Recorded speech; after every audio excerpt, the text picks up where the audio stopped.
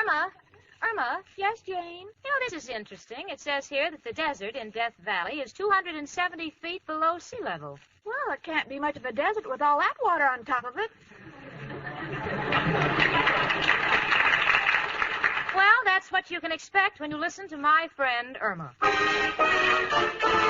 Friendship, friendship, just perfect friendship. When other friendships have been forgot, theirs will still be hot.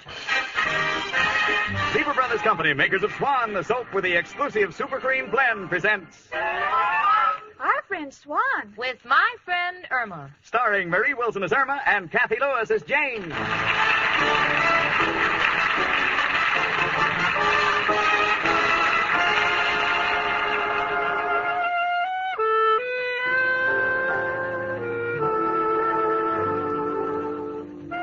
You know, I just looked in the zodiac to find out what sign I was born under. Whether it was Aries the ram, Capricorn the goat, or Leo the lion. Lo and behold, I find out I'm Taurus. Says in the footnote that Taurus girls get married very young. As far as I'm concerned, now I know why this sign is referred to as Taurus the bull. Believe me, I'm not getting any younger. And every June I look at the wedding announcements in the newspapers, and you know something? My name isn't there. And as far as Richard Rhinelander's concerned, I've tried everything. From pulling petals off the daisies to sleeping on a piece of wedding cake. All I ever got out of it was a house full of ants. Well, I guess I'm not the only one who does a bit of mooning round the month of June. Even Irma is affected. Right now, she's looking at a picture of a June bride in the newspaper. The look on her face is a complete blank, which means she's thinking. Irma, Yes, Jane? what's fascinating you so? Well, look what it says about this bride in the paper. What? When Miss Doris Alber walks down the aisle, she'll be wearing her great-grandmother's lover around her neck. Let me see that. Irma, that's lavalier. Well, I got the other words right. Jane, if Richard asked you to marry him, where would you go for the honeymoon? To the nearest sanitarium for shock treatment. Hello. Hello, Jane. This is Al.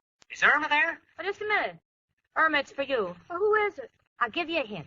It's the one person in the country who celebrates 365 holidays a year. Oh, hello, Al, honey. Hiya, chicken. Can get a couple of free tickets to a show.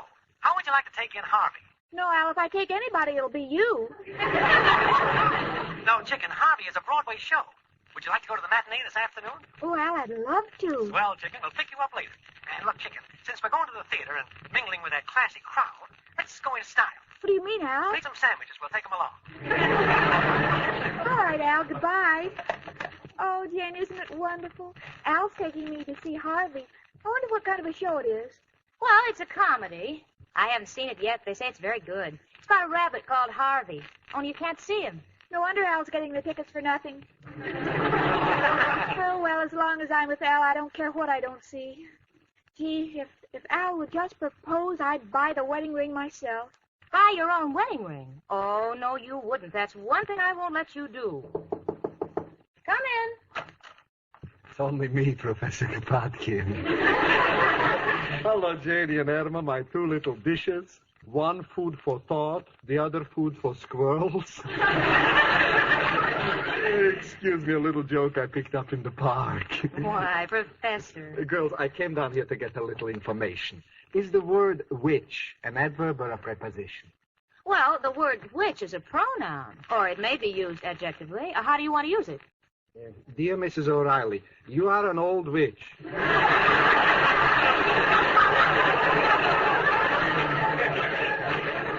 Oh, Professor, why don't you stop teasing poor Mrs. O'Reilly? After all, she's the kind of a person who likes to live and let live. This I know. You should see the things she lets live in my room. Well, Professor, why don't you forget Mrs. O'Reilly as a landlady? Just think of her as a woman. I tried that, but I had to stop right away. I found myself hating my own mother. Tell me, Irma, what are you all dressed up for? Oh, Al's going to take me to the matinee. I'm going to see Harvey. Harvey? Yes, it's about a rabbit who drinks and imagines he sees men. Yes, and pink psychiatrist. Come in. Hello, girls. Oh, there you are, Professor. Oh, it's Mrs. O'Reilly. Now, please, don't get excited, Mrs. O'Reilly. Quiet, you. Girls, what would you think of a man who takes a girl to the playground in the park at night and lets her go up and down on a seesaw for 2 hours? Oh, I think that's very romantic. Well, that's what I thought until I got off and found a rock tight at the other end of the board. I'm sorry, Mrs. O'Reilly. I just went away to buy you some candy. Do you think after how nice you was to me, I could play a dirty trick like that on you? Mrs. O'Reilly, what did you do for him? Oh, just a few little intimate touches for his room. You know the leak in my bathroom pipe? She fixed it? No, she hung a shower curtain around it. And you know that old-fashioned gas stove I got? The one the gas is always escaping from? Oh, is she getting you a new stove? No, she gave me a gas mask. Well, this is all very touching, but Irma, Al will be here any minute. You better be ready to go, honey. All right, Jane. Where are you going, Irma? Al's taking me to the theater. To the theater? Uh-huh. Oh, it's been such a long time since I've been to the theater. Yes, it's a little hard for Mrs. O'Reilly to forget all that excitement and shooting. You see, she was sitting right next to Mr. Lincoln. Oh, hush up, Professor. Oh, Irma, I almost forgot what I came here for. Amber Lipscott called while you were at the office, and she wanted me to tell you that she called back again at 1 o'clock. Come on, Mrs. O'Reilly. I'll take you to the movie around the corner. They're showing 2 pictures today. The Emperor Waltz and the story of your life. So evil, my love. Oh, I'll go along with you. Goodbye, girls. I think I'll go too, Irma. I can't stand to be around when that obnoxious girlfriend of yours calls. Oh, Jane, why can't you get along with Amber?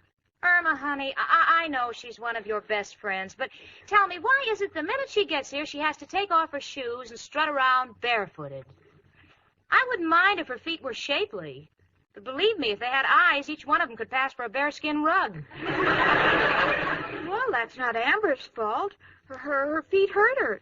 You see, she's employed in a brewery. She's a barrel kicker.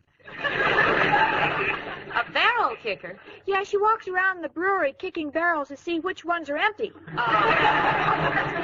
Oh, Irma, don't listen to those stories she makes up.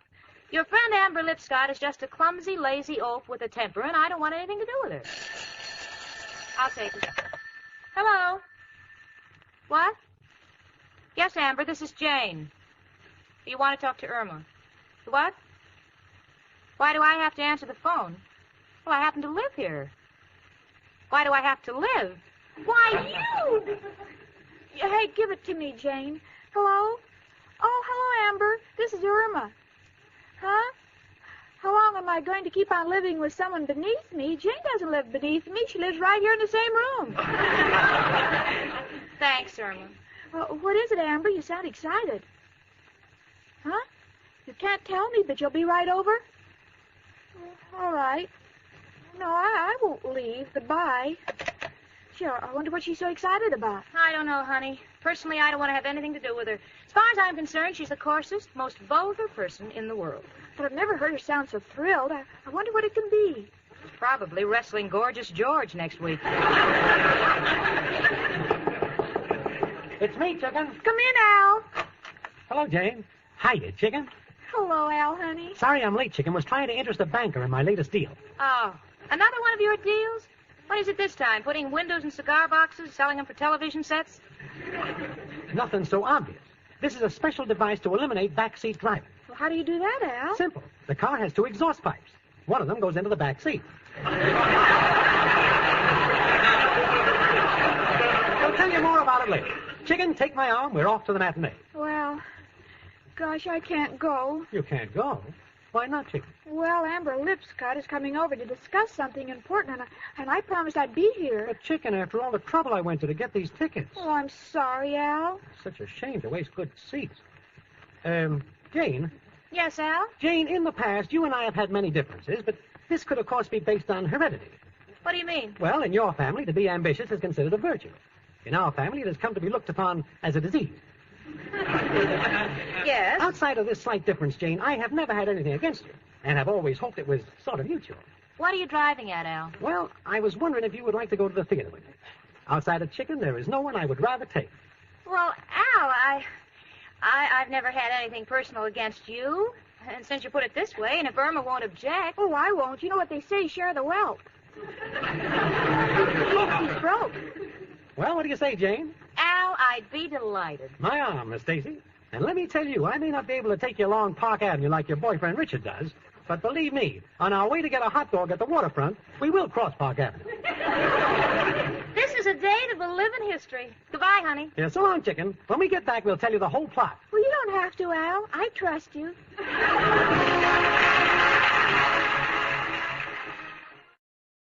Let's pause here on KNX. To find out more about old-time radio, old-time video, and the pleasures of listening to audiobooks, visit the Audiobook Club website, www.audiobookclub.com, where you can get 4 audiobooks for just 1 penny. MediaBay.com. Now back to My Friend Irma on KNX.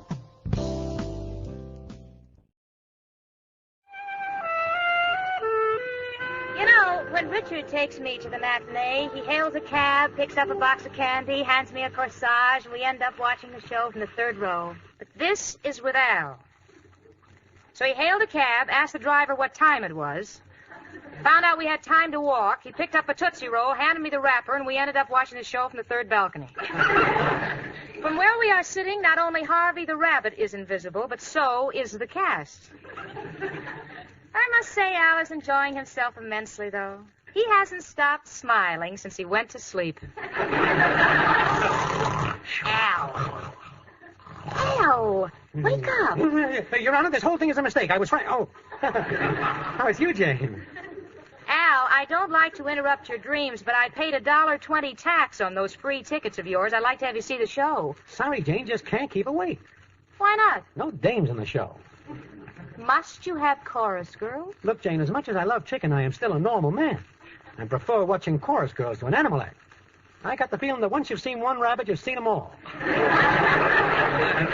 if I leave? No, do, by all means. Come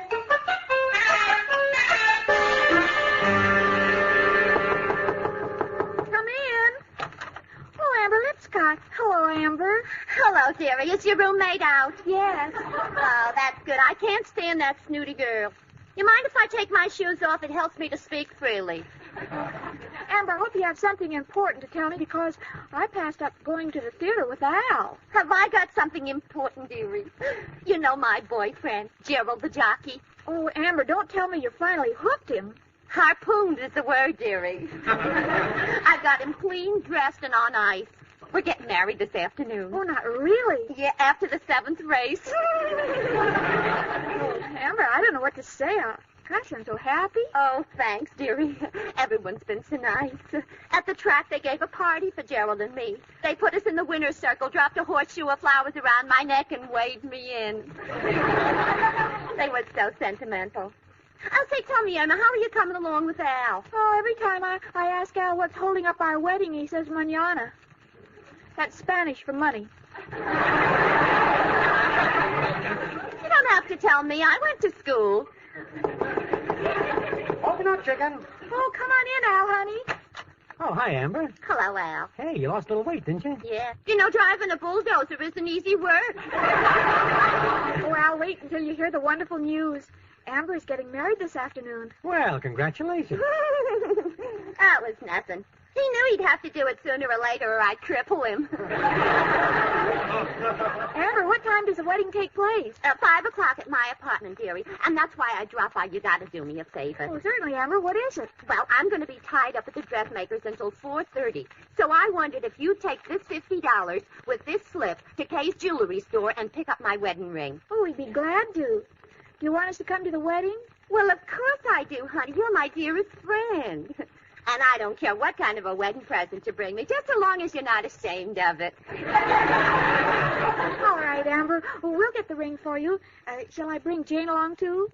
No, thanks. There'll be enough crumbs around after we cut the wedding cake. Oh, Amber, I wish you'd try to understand Jane. Underneath it all, she's a wonderful person. That's where I'd like to see her, underneath it all. Better not get in my way. Well, so long, honey. $50. Al? Amber gave us that money for the ring. I'll put it back on the table. Oh, you misunderstand, Chicken. Was merely thinking of getting the most good out of this money for Amber. What do you mean, Al? Well, maybe I can get a better ring for less money. Now, look, Al, forget about getting bargains. Let's just go out and get a wedding present for Amber. Shall I take along the 50 and a slip for Amber's ring? No, we might lose it. Leave it on the table until we come back. Okay, Chicken. Gee, Al, I wish we were getting married like Amber and Gerald. It won't be long, Chicken. Oh, Al, if you knew how I dream of the day when I'll hold our son in my arms. Well, Chicken, how do you know it'll be a boy? Oh, you don't know about those things. You're so naive. I already wrote to the stork.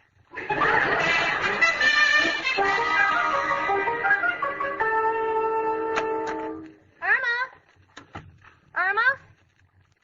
Oh, Professor, I guess no one's home. Oh, that's too bad. I wanted to tell Irma that I like the way she sewed the button on my shirt, but that I can't get the shirt off the table because she sewed the shirt to the tablecloth. Well, you know, this is June, and Irma is very much love-struck. Back before I left for the theater, Irma was in such a romantic mood that she said if Al would marry her, she'd buy the ring herself. Oh, my goodness. What's the matter, Jane? What's on the table there? Kay's Jewelers. One wedding ring, balance $50. Oh, no! She said she would, and now she's done it. She's buying her own wedding ring so Al will marry her. Poor little Irma. Nature was very cruel to her. Gave her such a big heart, there wasn't anything left to put in her head. Well, Al's not going to get away with this. Irma works too hard for her money to go spending it on a wedding ring. Heavens, if Al wants to marry her, let him buy the ring. Where are you going, Janie? To the bank to deposit this money right back in her account. But the bank is closed now. Well, I'll put it in the night depository, Professor. I'll see you later. This will teach Irma a lesson.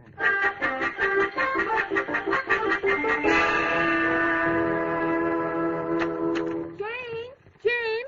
Oh, there's nobody here, Al. Well, Chicken, you better get dressed if you want to get to the wedding in time. Don't forget we got to pick up Amber's ring. All right, Al. Al! What's the matter, Chicken? The money for the ring is gone. Don't look at me, Chicken. I come in with you. Hello, Jane. Guess what happened? I know what happened. That money you were going to spend on a wedding ring for yourself so this loafer could marry you is back in the bank where it belongs. Back in the bank? Yes. And the bank is closed. Closed. Why are you two acting as though someone had just gotten killed? I wish you hadn't said that, Jane. Sounds like a pretty good ringside description of what's going to happen to you. To me? What are you talking about? Jane, that $50 belongs to Amber Lipscott. It was for her wedding ring. If her wedding is called off on account of your meddling, she may hit the ceiling, and it'll be with you. Oh,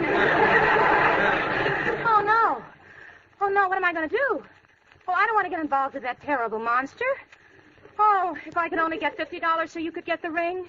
Let me see, I think I've got $4. Oh, dear. Irma, how much have you got? 20, 28, 32, 41, $50. Oh. I'll go out of my mind. Al, what have you got? Now I know I'm going out of my mind. Come in.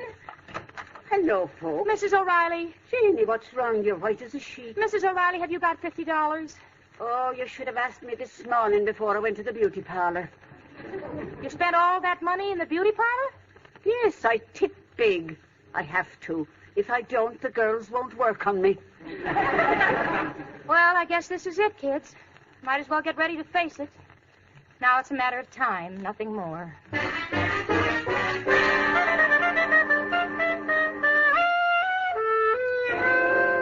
Well, I'm just sitting here, waiting for the inevitable. Al and Irma have been very solicitous. Irma keeps humming and singing to cheer me up. Her singing is a little worse than anything Amber could do to me. As for Al is really concerned. He keeps glancing through my papers to make sure all my insurance policies are paid up. It's after 5 o'clock, and by now Amber's either married without a ring or on her way over here with murder in her heart. Oh, if only I hadn't put the money in the bank.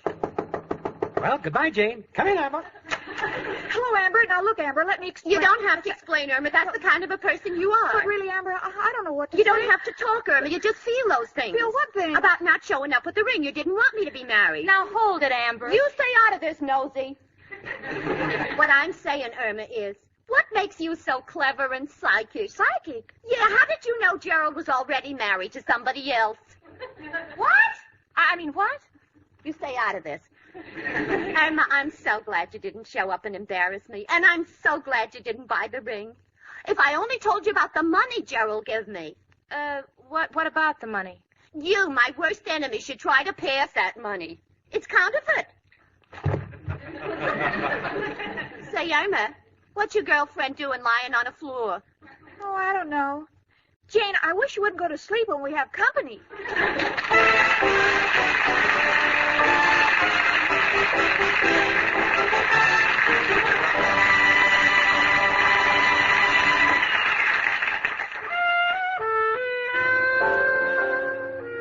Well, this is one time when I know how Irma must feel all the time. Why? Because I have pulled the boner of boners. Fortunately, I got to the bank in the morning early enough to stop the counterfeit deposit, and everything's taken care of. But I just can't stand to be in a position where Irma feels she must sympathize with me. In fact, I just go crazy when Irma says, Oh, Jane, don't feel so badly about making a mistake. Sometimes I even say some things that aren't exactly brilliant. not really. Oh, sure, but who cares? 6 of one or 10 of another. All adds up to 12. And you know, 12 is just a little higher than the IQ of my friend Irma.